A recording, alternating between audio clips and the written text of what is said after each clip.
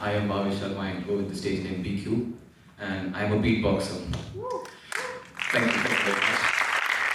So, for the ones who don't know what beatbox is, I'll shortly say it is the art to produce music, live music, with just human voice. I use my mouth to make music. I'll demonstrate real quick.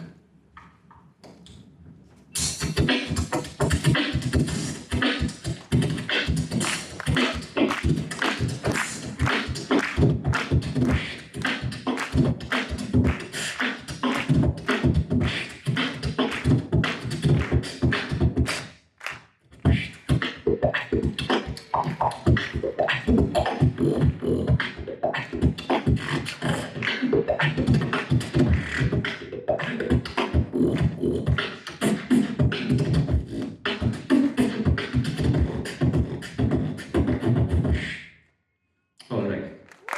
So, thanks a lot. Thank you very much. So, this is what beatboxing is. Now, the very first questions that come across people's minds after listening to this are, how did I learn this? Or how do I do this? Or how did I come across knowing that I could do this? So this all started back in my schooling days. Every classroom has a kid that makes everyday general sounds. For example, a bird, or a racing bike,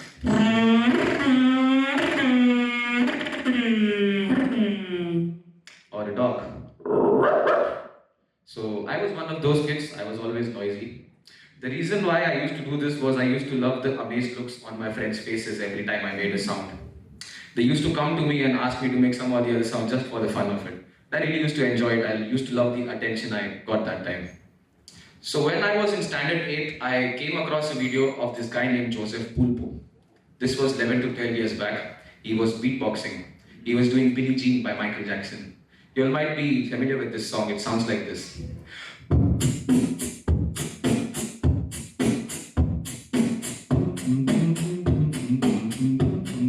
And so on. So Joseph was doing this and I was really impressed. Knowing my talents of making sounds in general, I was very, very amazed to believe that it was actually possible to make music from your mouth.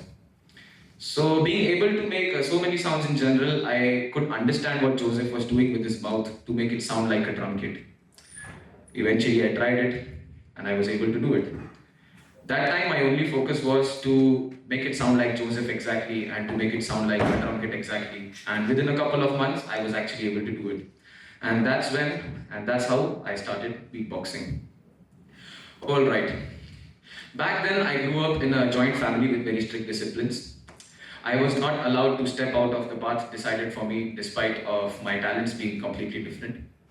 It was a very suffocating atmosphere to breathe or to think or to dream out of the box. Most of the youth in India suffers from this kind of family pressure, just like Farhan Qureshi from Three Idiots. अब्बा नहीं मानेंगे हमारे अब्बा भी मानने वालों वैसे नहीं थे. So I used to escape the stress through my beatbox. Every day I used to learn something new, a new skill added to my beatbox, a new pattern or a new routine, sitting on my commode locked in my toilet for hours. What to say after this? They did not listen to me. They had decided my academics in engineering already, but I wanted to do beatbox. The way I felt after beatboxing was so addictive that I didn't want to stop. I was stuck between two sides. One part of me wanted to be a rebel and continue beatboxing, while the other part of me wanted to listen to my parents and be obedient and be a good boy. I was always obedient. I used to like the appreciation I got for behaving well. So,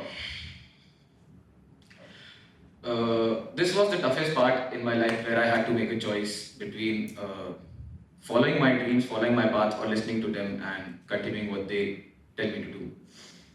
Uh, what happened after this was we had misunderstandings and we had fights and we had disputes because of clash of our thoughts. And this anger and the feeling of being misheard and not understood gradually made me a rebel, to a point where I decided that I won't listen to them and I will continue what I wanted to do. So I decided to follow my path and they had decided academics and engineering. We had fights, everything, all that. I stopped studying. I quit my college. I didn't quit, I used to bunk my college every day and I used to chill with the boys outside. I used to sit with the boys in my hood and enjoy. because abba nahi manenge, karna padega, khud hi karna padega. So I used to sit there. I used to show them my beatboxing, and their brains flipped like mine did after listening to Joseph Pulpo. So it felt like an achievement that I was actually able to impress a crowd. I was actually able to impress my friends. This attention and appreciation to a young rebel who only wanted to be heard just boosted the rebel in me more. I literally fooled my parents every day. I used to be with the boys just for the fun of it, used to enjoy it. After that, I had decided that I would study. The day they forced me to join science stream after my 10th boards, I decided that I quit studying. I used to come college every day. I quit studying. I failed my 11th. They forced me to do my 12th as a private student. So I appeared for that and I scored 58%. But the qualifying marks for the college they wanted me to get in was 60%. I fell short of 2%. So guess what after that? I thought that now since I didn't qualify for engineering, I have a chance to do what I wanted to do.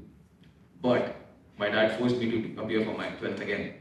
And guess what? In the second attempt, I scored 48. 10% less than what I had scored before. Can you imagine how furious my dad would have gotten that time? I wasted my time, I wasted his money. All this while, I was just practicing. All this while, I didn't go to college. I didn't do anything, but just practiced. I bunked college every day, used to chill with the boys like I told you, showed them my beatbox, they liked it.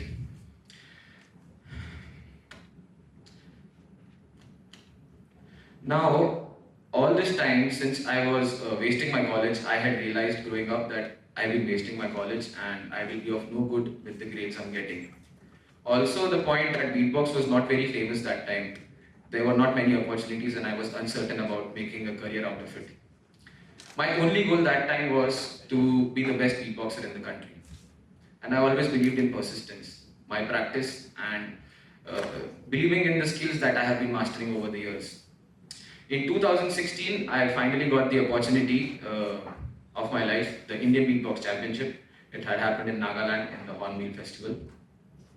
I put up an entry video with hundreds of beatboxers all over the country and I got selected luckily. I went to Nagaland, I had an elimination round and this is what I performed there.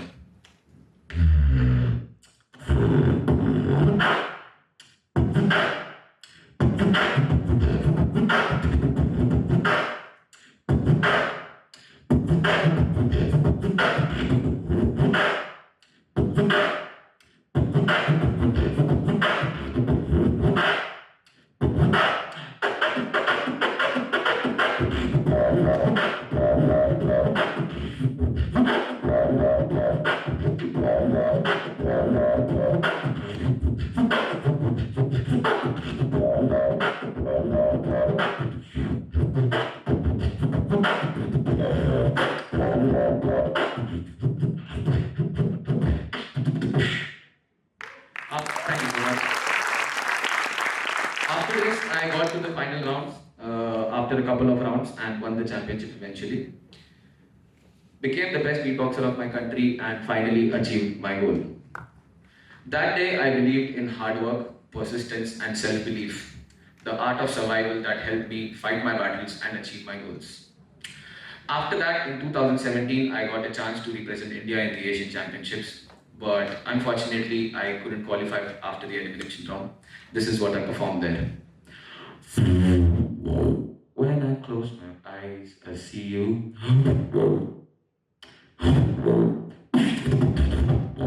When I close my eyes, I see you. When I close my eyes, I see you.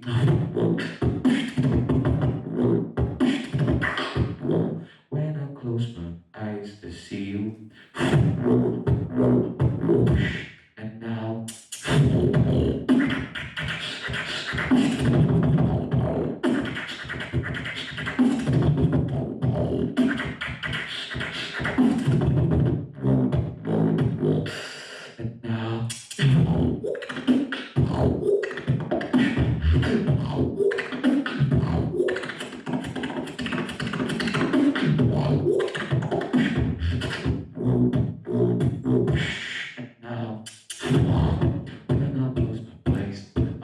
you.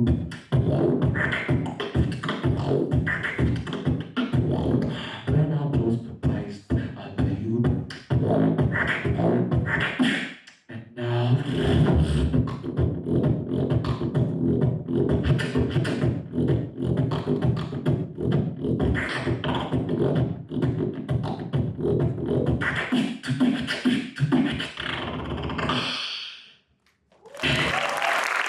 Thank you very much. So as I said, I didn't qualify for the Asian Championships, and all I had to say is ups and downs continued even after me achieving my goals. But I still believe in my art of living, art of survival by being persistent and believing in the skills that I've been mastering for years. So this was it. This was my journey, a short story about how I battled my wars and how I got through the problems and achieved my goals. I would like to end the segment with a very favorite routine. So with this, I end. It sounds like this.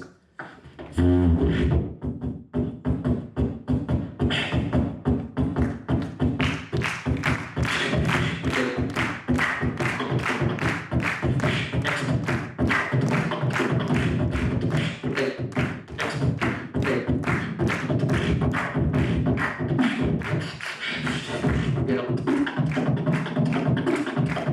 Get up. Get up.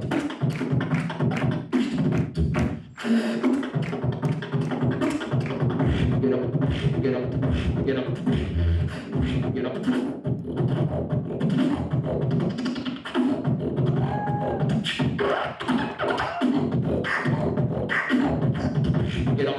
Get up. Get up. Get up.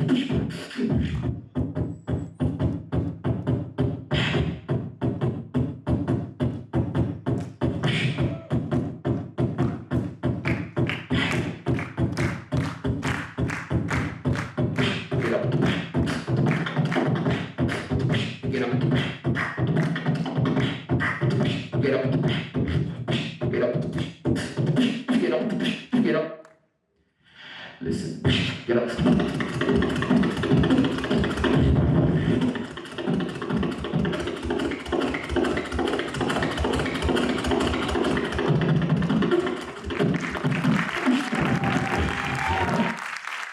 Thank you very much.